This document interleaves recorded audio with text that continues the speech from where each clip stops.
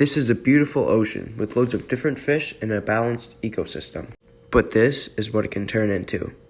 Tons of pollution and an unbalanced ecosystem. This is the effect of overfishing. This doesn't just affect marine ecosystems, this affects the world as a whole with climate change.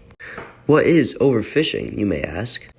Overfishing is when we catch too many fish to the point where they can't reproduce fast enough, which messes up the whole marine ecosystem. Without a food chain of fish to keep things balanced, smaller species like algae take over. That might not sound like a big deal, but it disrupts the whole food chain.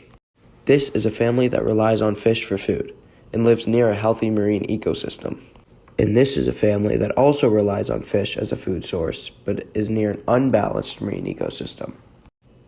Overfishing doesn't just hurt fish, it affects people too.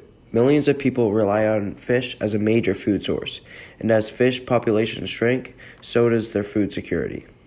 350 million tons of plastic waste in the world goes straight into oceans every year, which kills fish and decreases the population even more.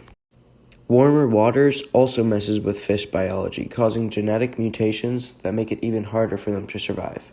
When CO2 mixes with seawater, it forms carbonic acid. That acid increases hydrogen ions in the water, which lowers the ocean's pH. Acidic oceans aren't great for marine life. This can mess up plankton's effectiveness. This is bad because it produces most of the world's oxygen. Fewer fish means more algae, and algae darkens the ocean surface. Darker water absorbs more heat, which warms the ocean even faster. It's a chain reaction that leads to melting ice caps, rising sea levels, and global warming. The end.